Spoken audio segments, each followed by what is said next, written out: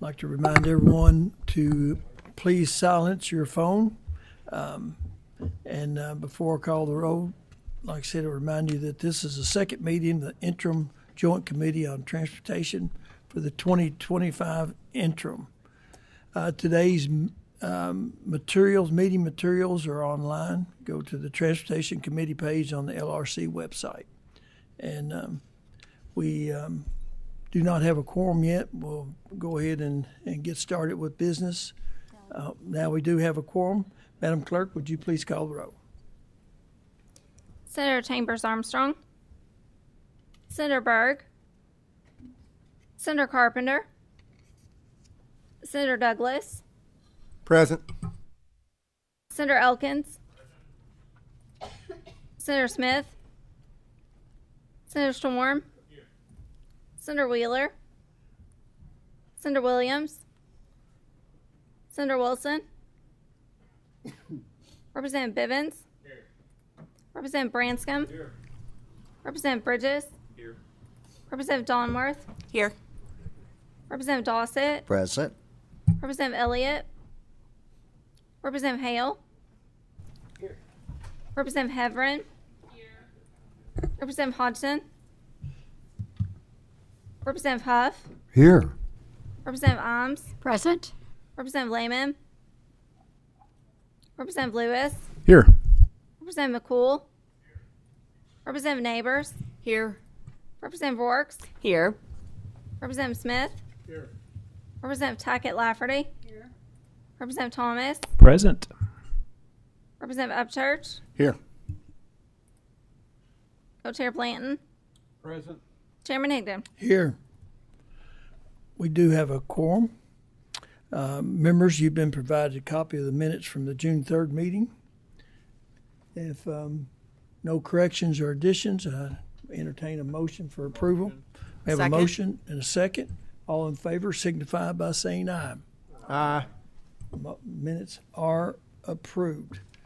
Before we get started, in case some of you haven't been noticed this or heard about this, but July the 1st, our revenue produced by our formula on gas, since June the 30th, it's dropped 4.1 cents. If you do the quick math of 30 cents each penny generates $30 million. So it's about $125 million we'll have less to spend this next year. It's when you as we start talking about the transportation budget, I'm going to practice. I had a part when I was in the second grade. I was in a Christmas play, and I was an innkeeper. And when Mary and Joseph came and knocked on my door, I didn't have a speaking part, but all I did was shake my head no and point the other way. So when you ask for some of these transportation projects, you're probably going to see Representative Upchurch and I shaking our head no.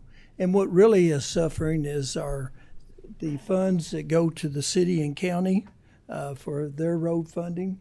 That fund is flat. It hadn't increased since 2011.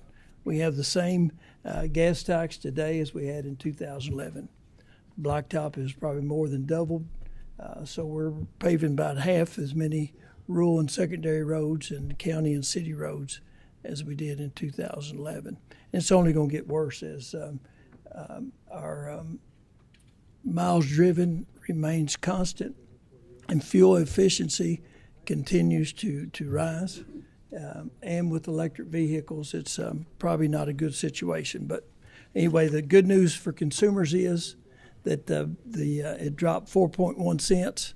The bad news for cities and counties and rural and secondary roads is it dropped 4.1 cents, $125 million out of the road fund. So with that said, and that a kind of lets you know what the situation is as far as what generates our money. We will move on. And we'll talk about the I-69 bridge, Gary Valentine and Amanda Spencer. If y'all would come forward. identify yourself for the record. In the 2024 budget, we did put $150 million for the Ben Spence Bridge, $150 million in general fund dollars for the Mountain Parkway, and for the I-69 bridges, Mr. Valentine, $150 million plus $150 million authorization for Garvey bonds. So that project is moving forward, and hopefully you have good news for us today on that project. So the floor is yours. Please identify yourself for the record, and please proceed. Okay, will do. I'm Gary Valentine. I'm out of the State Highway Engineer's Office. I've been involved in Interstate 69 since 2013, and I'm really here to support Amanda today, Amanda Spencer, and I'll kind of turn it over to her, and I'm going to help her answer any questions that you all may have. And I can use all the support I can get. Good afternoon. Thank you, Mr. Chairman. Amanda Spencer, Assistant State Highway Engineer with the Kentucky Transportation Cabinet, and we're just very pleased to be with you this afternoon to share some key updates on the I-69 project. I do have some slides. I can go without them if No, I can see them here on my screen. pictures are good. You can pull it up. I do have them pulled up on my screen. Happy to go ahead without them. Yeah, go if you ahead, prefer. and, Yeah, of and course. we'll catch you up as soon as she gets you set up there. Thank you. ORX is, of course, a key missing connection in the Henderson region and an important component of a vital freight corridor that will eventually extend from Mexico to Canada. And Kentucky and Indiana have made significant investments in the I-69 corridor. We now have nearly 150 miles in place in Kentucky from Henderson to Fulton. This project is being delivered in 3 sections. Altogether, it'll be about 11 miles of new interstate. Section 1 in Kentucky will extend I-69 about 6 miles from the Henderson bypass up to US 60, and that's scheduled for completion this year.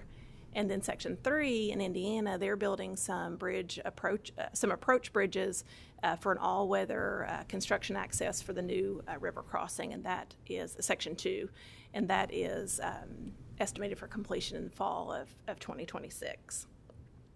Section 2 is, of course, that critical missing link between Section 1 in Henderson, that active construction, and Section 3 in Evansville.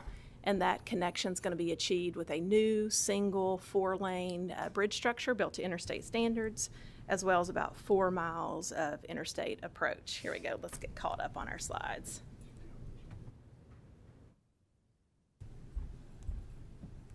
And I really want to point out this picture that illustrates that missing gap there with Section 2. Amanda, if you will, pull your mic Yeah. just a little bit closer Yeah, of so we course. can hear you better. Of course, thank you. Section 2 is a bi-state effort with Indiana, with Kentucky taking the lead in delivering and financing the project. This is an alternative delivery construction procurement, and we're working on those procurement documents now. And as directed by House Bill 546, we have entered into an agreement with Indiana that specifies that tolls will be used to finance the project, and we just executed that agreement in June. We're also working on a broader bi-state development agreement that covers additional details, everything from financing to how the project will be maintained and operated, as well as a financial plan, which by statute is a prerequisite to that bi-state development agreement. Regarding the financial plan, Section 2 is a $933 million project. Kentucky's share of those costs for Section 2 is $508 million. We will leverage that toll revenue stream to the plan is to pursue a TIFIA loan. We'll also use Garvey bonds and traditional federal revenues. Of course, we'll rely on biennial highway plan dollars, and we need $150 million in general funds as well. We will ask the General Assembly in the next session to carry forward the current appropriation of those general funds, $150 million in general funds, to carry those forward without any condition. There's currently a condition that a certain type of grant, federal grant, has to be received, and our financial plan would require that those general funds be carried forward without any condition. We will also ask the General Assembly in the next session to ratify that bi-state development agreement that we're working on. And KPTIA, the Kentucky Public Transportation Infrastructure Authority, They have previously in their board meetings expressed support for the project, and they will soon be asked to sign on to that bi-state development agreement, officially accepting the project and financing the project. And that does conclude just a brief overview of I-69, but we will be glad to answer any questions, Chairman. Thank you. I do have a couple questions. I'm sure we have some others. What is the new timeline on completion of the bridge? The plan is to go to construction in 2027 and be complete and open to traffic, open to tolling in 2031. Okay. I guess we see what Kentucky is putting up, I guess, money-wise, general fund dollars. Is that equal, spread equally between Indiana and Kentucky? Will be putting up the same dollar amount, or is it a 50-50 split? And we'll pay 50-50 of the shared assets, such as the main river crossing. For this particular section, our costs are a little higher at $508 million of the $933, but the balance is Indiana's. Okay, and the tolling, when we toll that, how will that be divided? Will it be 50-50 liability between the two states? We will share the toll revenue 50-50. Okay. Representative Thomas has a question. Yeah, I saw on the map that looks like right now 41 is obviously being used with the two older bridges. Are there still plans? I couldn't tell. It says investigate reuse of the US 41 bridge and rehabilitate if possible. Is that still going to be an option for locals so they won't have to jump across that toll all the time and stuff? Yes, US 41 bridge or bridges will remain open for local traffic. Okay, because I knew there was talk about keeping one. There's one in better shape than the other, even though I think it's the older bridge. Correct. But they're talk now of both of them to maybe stay. Right now, our environmental document keeps one bridge, and the other we have to market for other use. There is local desire from the community to keep both bridges, and we will continue to look at that. Okay. But there will at least be one bridge remaining. Okay, great. Thank you. The agreement, the interstate, the compact and agreement that's been signed, could we get a copy of that? Certainly, I'll get that for you. Okay, thank you. Any other questions? Representative Rourke. Thank you, Chairman. I wanted to briefly ask,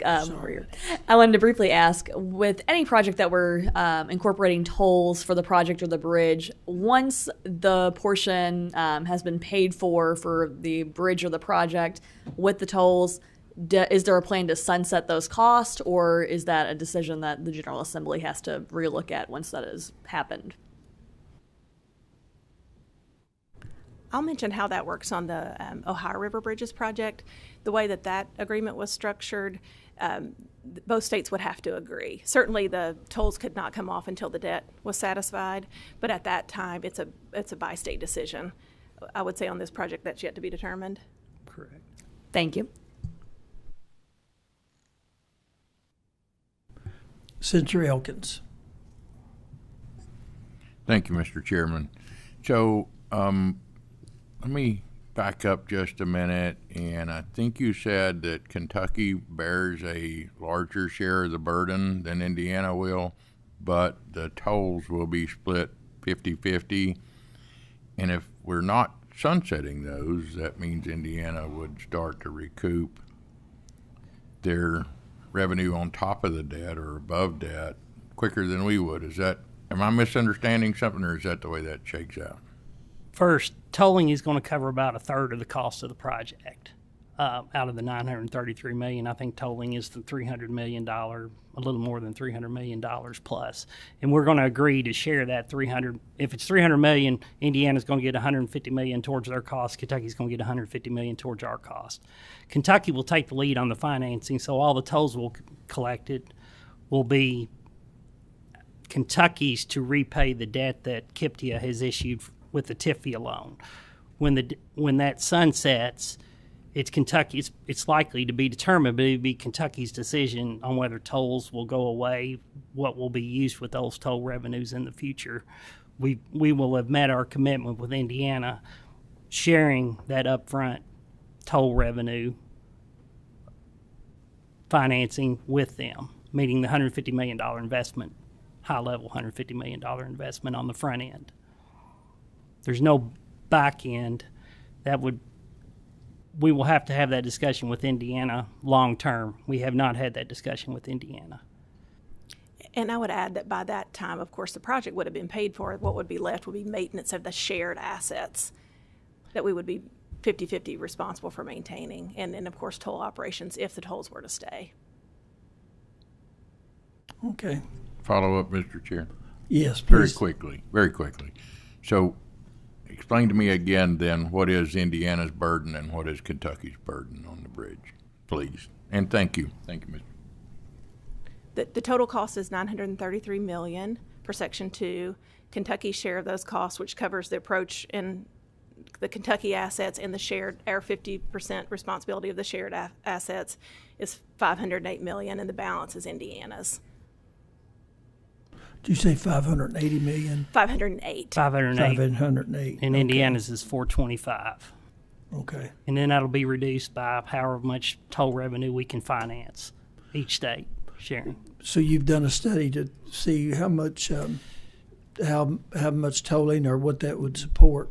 It's north of 300 million roughly is what tolling would support. What will that toll start out at 300 million?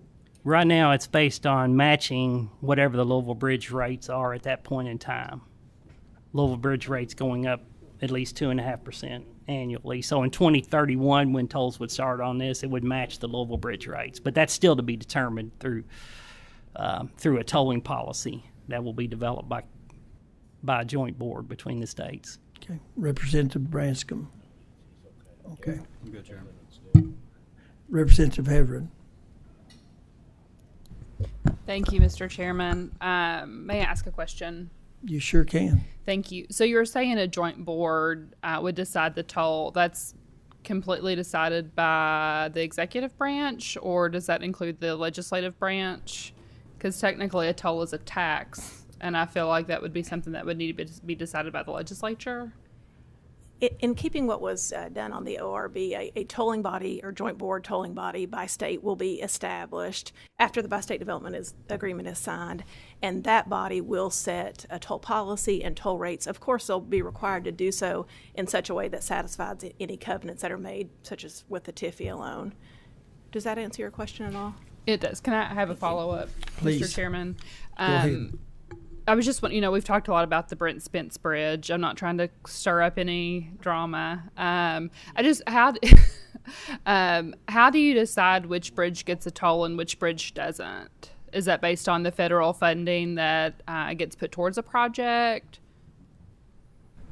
I think on this particular one, the General Assembly asked us to with House Bill 546. But going back in 2016, when the project kind of came off the shelf, the local community encouraged it. They were supportive of tolls on this.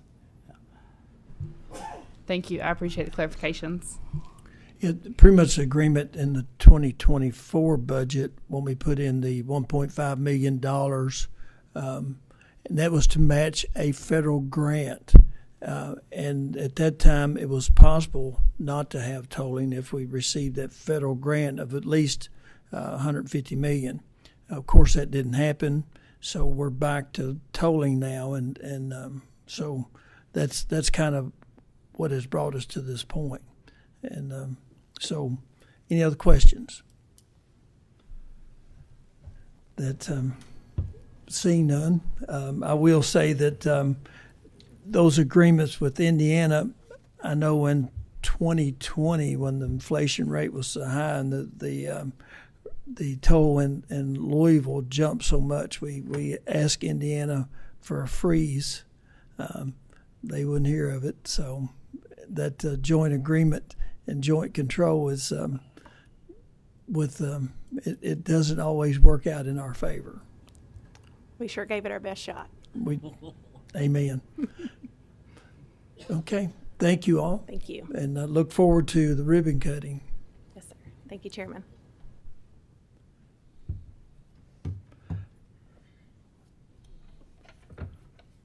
Next up, Matt Cole.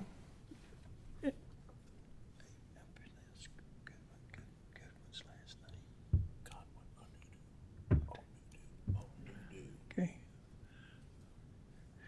And Goodwin Onudu. I always get that wrong. Gentlemen, the floor is yours. Identify yourself for the record and please proceed. Matthew Cole, Commissioner for the Department of Vehicle Regulation. Godwin Arnaldo, Director, Division of Motor Vehicle Licensing. Since we have items 4, 5, and 6, I've compiled a summary for all of those, so unless there's any objections, I'll run through them, and then we'll be glad to take any questions you may have.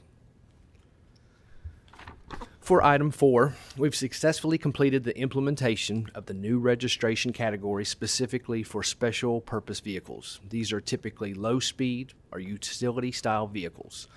From the moment the bill passed, our team moved quickly to stand up the administrative framework needed to support this new registration type. I'm happy to report that the program is now fully operational across the state. We've integrated new functionality into CAVIS, our vehicle information system, ensuring a smooth process for both clerks and customers. We've also maintained close ongoing communication with county clerk leaderships throughout the process. Any issues that arise during transactions are being addressed in real time, and we're also grateful for the feedback we've received as we fine-tune the system.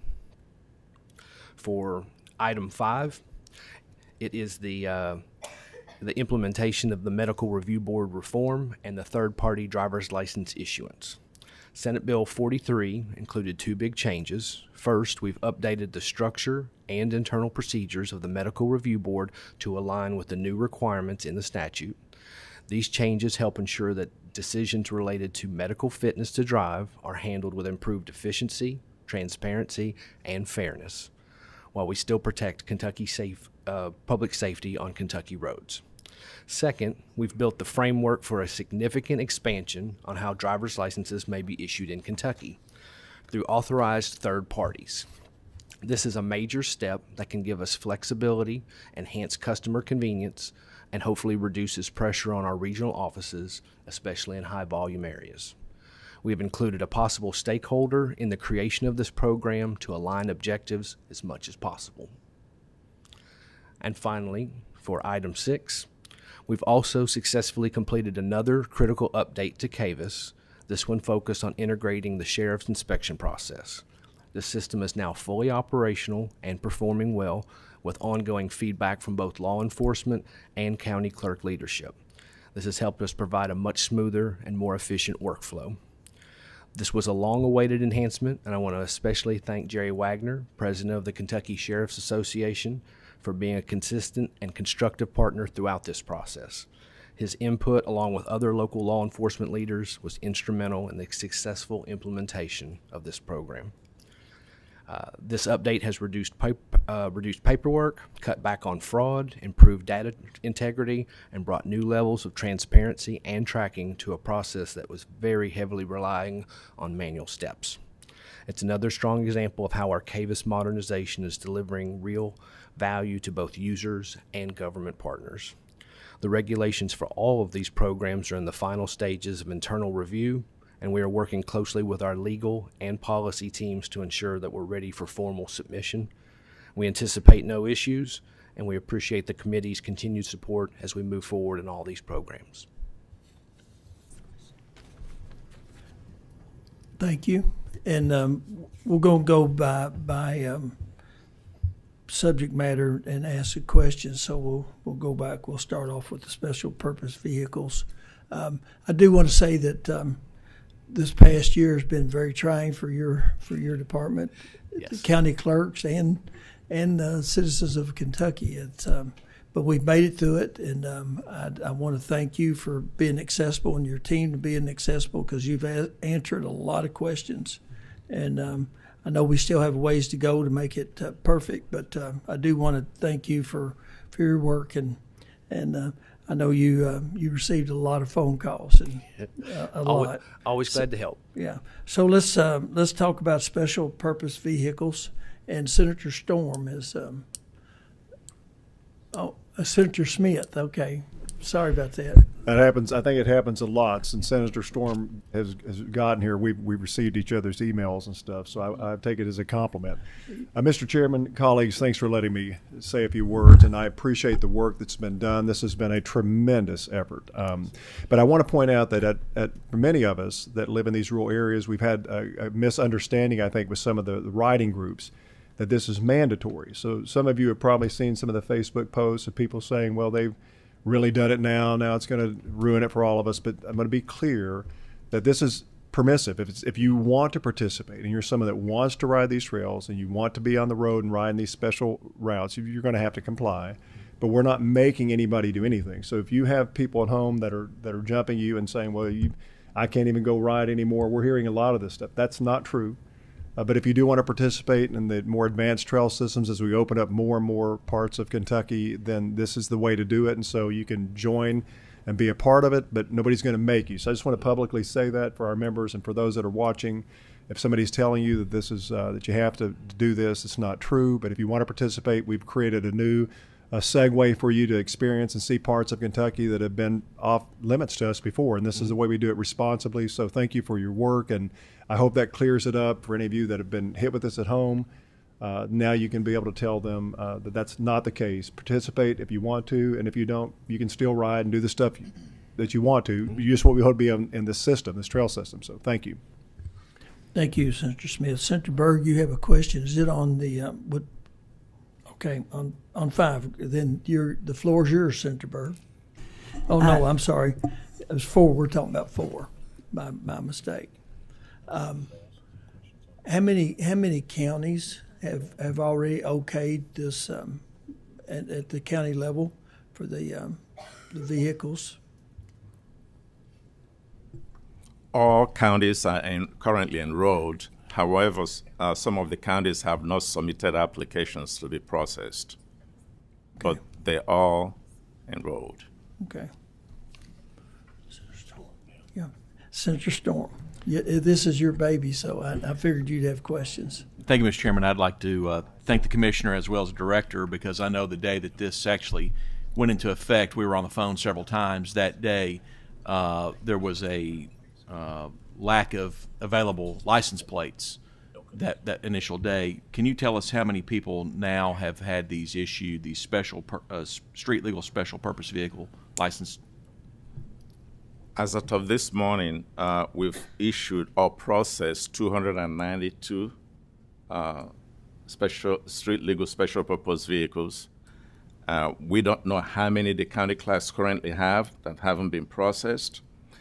And what we did initially was, even though the counties that did not request the plates, we proactively produced and shipped at least 5 plates to each county.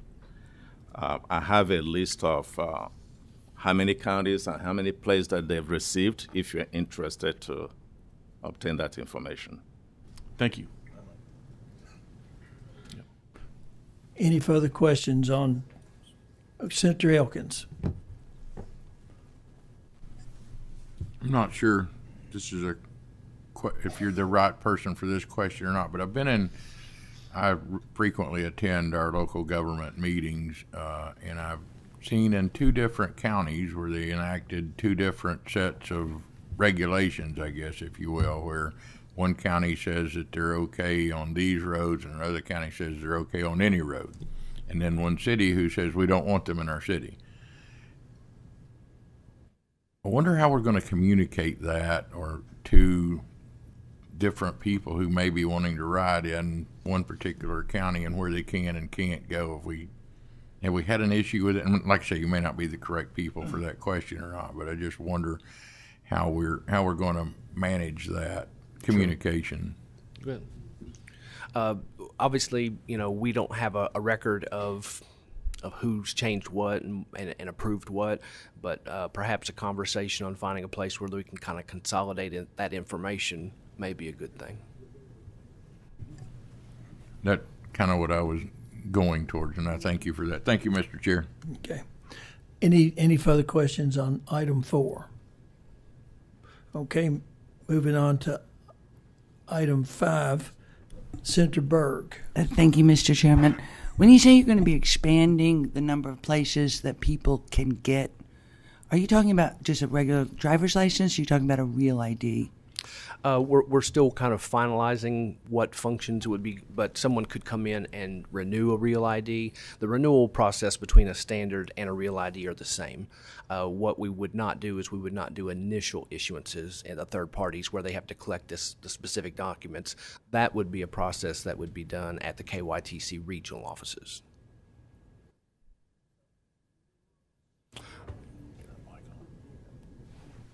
Absolutely, absolutely. Name changes, address changes, any of the easier transactions, that's what we're building with the outside partnerships.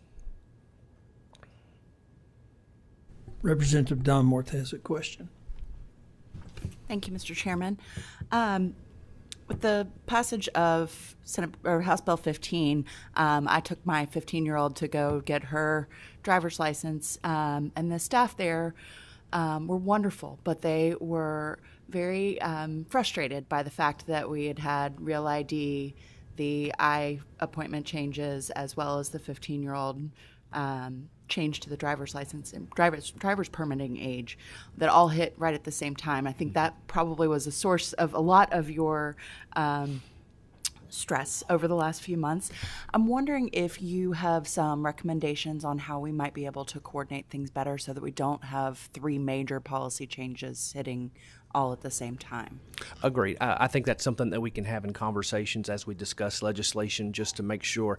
I think a lot of times we singularly look at an issue, we look at the approximate cost and impact to it, but I think going forward we're going to have to kind of use a multiplier to say that if both of these go in place, then that implementation date should be further down, just to make sure that we do balance them. So just a little bit of a creative approach to saying, is this a singular issue or is this going to be complicated by additional issues? Thank you. Senator Douglas. Thank you very much, Mr. Chair. First of all, I really want to thank you, Mr. Commissioner and Mr. Deputy, for working so hard for the people of the Commonwealth of Kentucky. Obviously, I like this bill since it was mine, but I would like to go back and perhaps you addressed this, but I missed it. We talked about some updates to certain regulations, especially in the area of simply taking a look at updating some of the medical review board forms and the procedures that are that we're going to follow and those kinds of things. I may have missed. You may have covered those, but could you help me a little bit in Sure. those areas? Absolutely. We've already made all the procedural changes by statute to MRB, so that's currently in place. What we are doing is we are rewriting the regulation right now. One of the things that we're doing is we're equalizing the vision screening requirements and the medical review requirements, so that will soften some of the impact. We've already begun to reach out to people that are impacted by that will receive their driving privileges back because they fall into that new category, but that regulation will be submitted here soon, and that will get us coordinated all on the same page with statute and regulation. Thank you very much. Again, I want to congratulate you all on the speed at which you're addressing this, and I really appreciate that. Thank you, Mr. Chair. I have to thank John Johnson. He's our architect for a lot of these regulations, and we are keeping him busy nonstop. Commissioner, are the regs ready for the third-party administrators on the? We're finalizing that right now. It's going through the last steps, and then that'll be ready to go to submission. Any timeline on that? We feel like the regulation will probably be in place by mid-September. One thing that we have is with modernization coming from Kidless to Kindle, that could impact the third party's ability to get equipment from IDEMIA, our vendor, and then still be compatible. So we're having those conversations with them directly, but we'll continue to update you that as we learn more. Okay. Any other questions on item 5? Representative Dodson. Thank you, Mr. Chairman. And I'm not going to be in quite as good a mood as what some of the other members are, because my phone has burned up over the last year and a half, 2 years concerning the Medical Review Board. For first question: when will these new revisions come into take place? All procedures are already in place. Mr. Chairman? Yes, please. I know just in the last month and a half, I've had a lady from Christian County contact me. She has gone through the required test. And every time she's submitted, she's had a new test that has been sent to her following, instead of all of those tests being there right off the bat to begin with. And it's frustrating. Understood. Frustrating to her, frustrating to me, because my phone's the one that's burning up over this. And I'm sure there's other members of this body that are experiencing the same thing. And I'm going to be watching this very closely because, as I said, it's not one, it's multiple that I've experienced this out of Christian County in the last year and a half. So really frustrated on behalf of those citizens, because each one has gotten their license back after they had them removed. They have been revoked, and they passed every test. I want to make sure if they have to have certain tests, they know right up front, because it's costing them. Understood. It's out of their pockets. And as I get older, it makes me nervous as well, and that's for any of our citizens across this whole Commonwealth. So I'm going to be watching this very closely to make sure we get this problem straightened out. Thank you. Thank you. Thank you, Representative Dotson. We did have a lot of conversations this past year on board, and Senator Douglas, that's why the bill, we need to see if everything is done we need to do, but the commissioners was great to work with. We have stuff in statute now. We still have some vision stuff I haven't seen a correction on yet, but we have made great progress with the legislation and with the cabinet. But time will tell, and we'll keep an eye on it. But thank you for and you made calls during the interim last year, and we had Matt will agree that we had a lot of conversations about the medical review board with Senator Douglas and myself. And they did, like I said, they worked with us, and I think we're in a good spot. We might have to do some tweaking, but I thank the commissioner for working with us on that, and thank you for your input. Any other questions on item 5, medical review board, or the third-party issuance of driver's license? Looking forward to that third-party issuance and even trying to expand that even more as we move forward. Okay, item 6, sheriff's inspections. Okay, I'm Chairman Blanton right off the bat on that. Thank you, Mr. Chairman. I'd like to make a comment back on 5 and then get into a couple questions on 6, if I may, yes, sir. Just for clarification, Representative Donworth had a question about and talked about the 3 big implementations, but I would point out that Real ID has been in effect for 7 years, so that's not a new one. Everybody's waited to last minute till it actually got.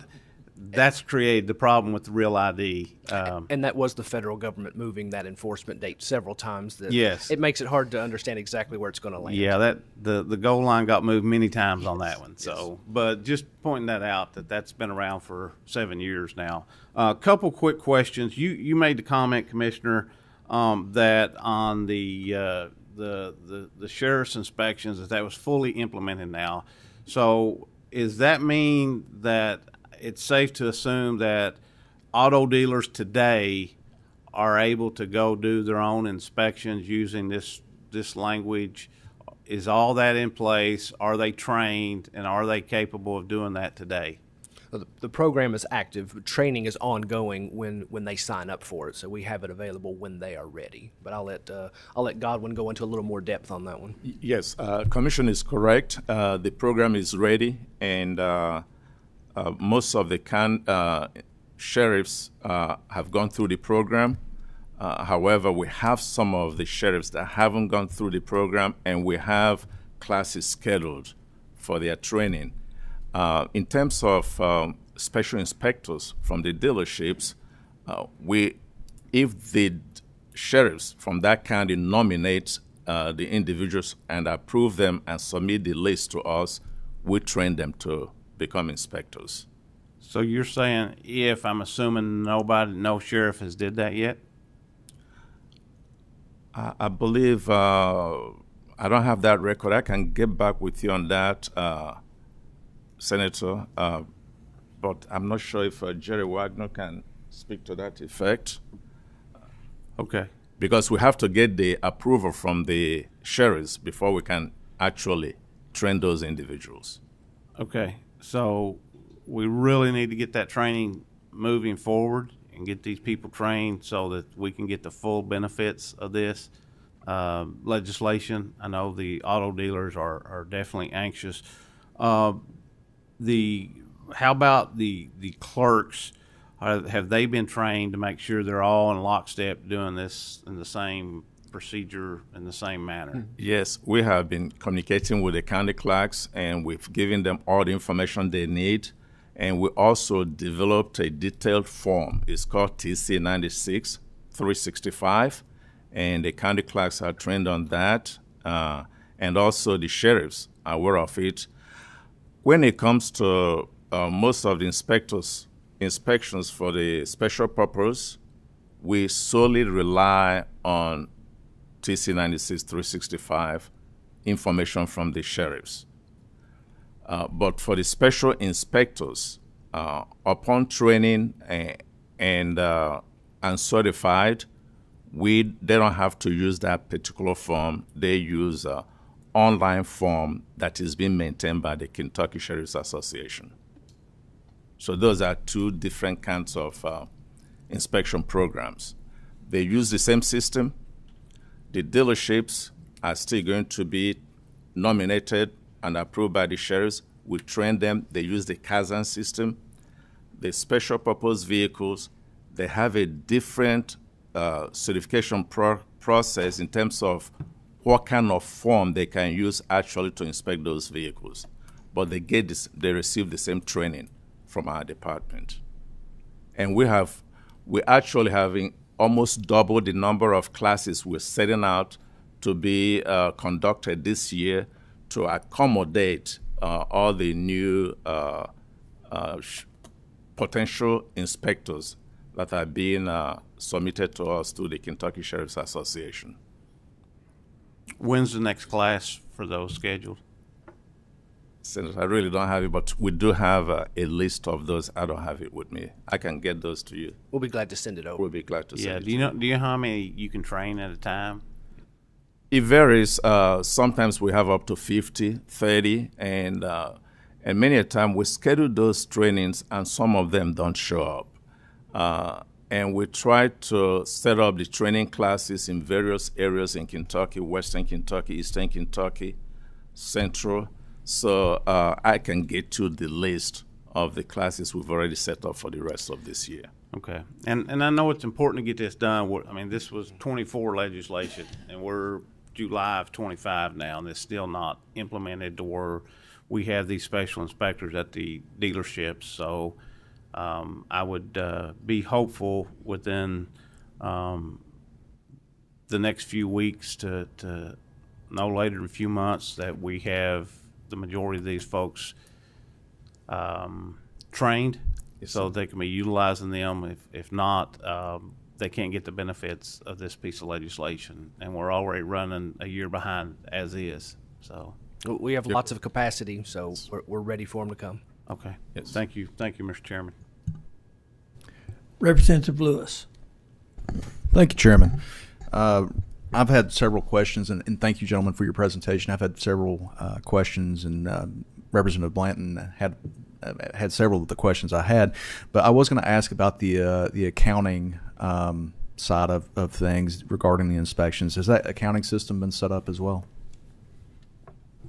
I'm not sure I really understood the question about accounting system. Yeah, the accounting function of the inspection system. That the sheriffs collect the fees? Correct. That would be for the sheriffs. That would be Sheriff's Association collecting the fees, Okay. not the Transportation Cabinet. Okay. Thank you.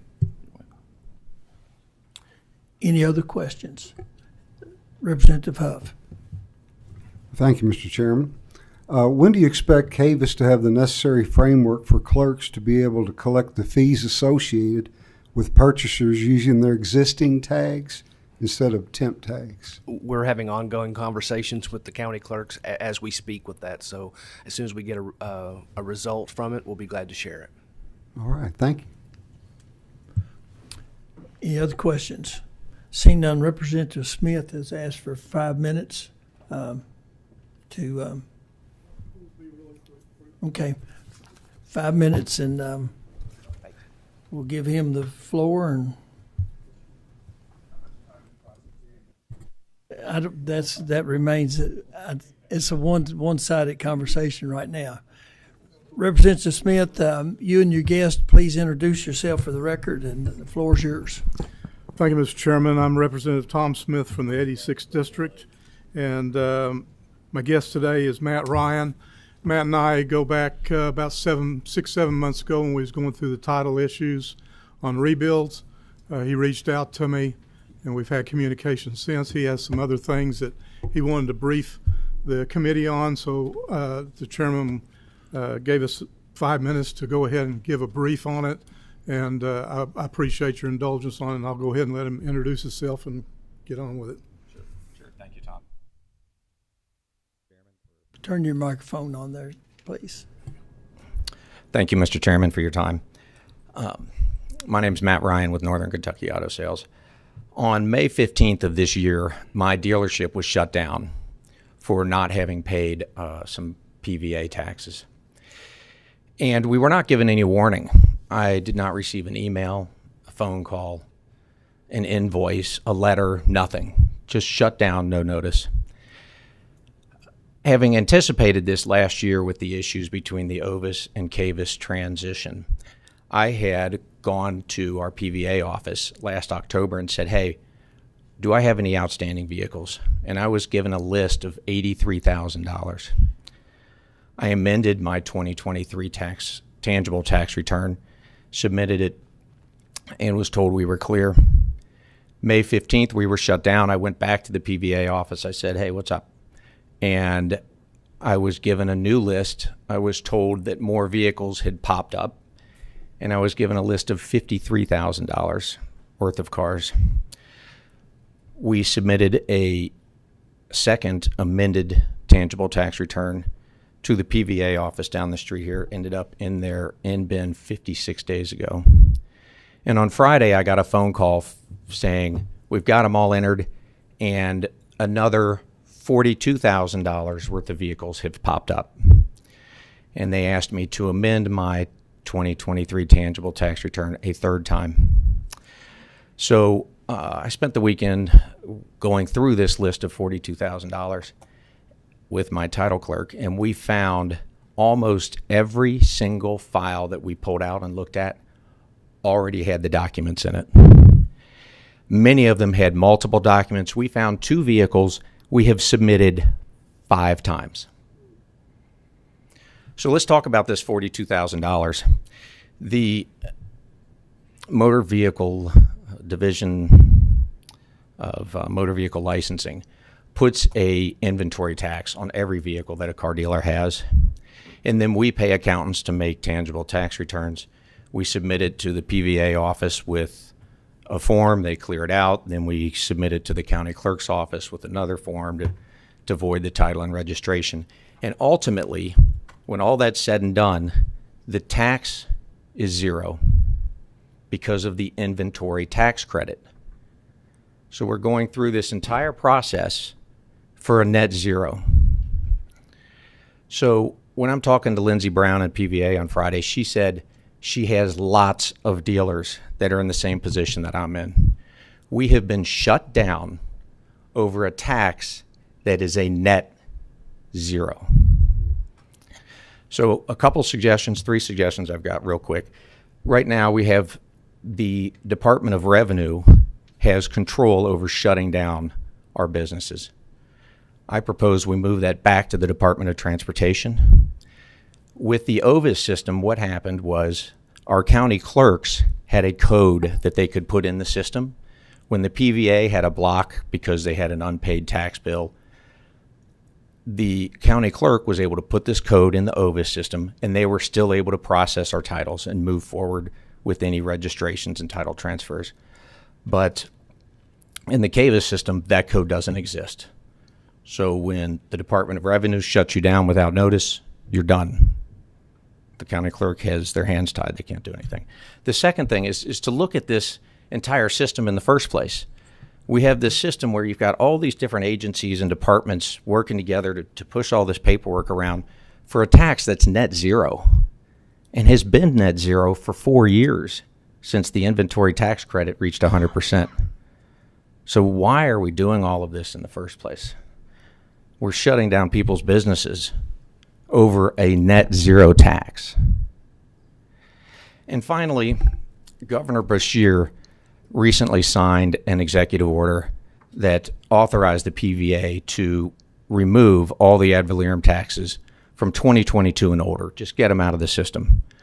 In my opinion, that executive order should have been for 2021 and newer, because us car dealers have been exempt from the tax since 2021 anyway.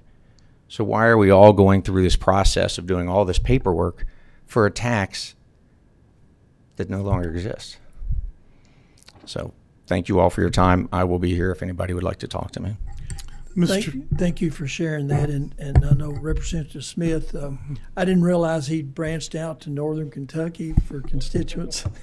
But he gets around. Actually, I feel like the state of Kentucky is my people. Okay. So, and he does over 200 vehicles a month. That's a lot of taxes to my area too, as you spread out the tax structure. But mostly, I want you to hear from what people that are in business every day in the state of Kentucky deals with, and I think that's what our committee's responsibility is to find ways to make it where it's business friendly, Mr. Chairman. That's the reason I wanted you to hear from. I seen that CAVIS was on the agenda, so I appreciate you indulging us being able to give this, and maybe this summer we can look into this. Thank you very much. Thank both of you for bringing this to our attention. Thank you all for your time. Any further business? Does someone have that magic motion to adjourn? We are adjourned.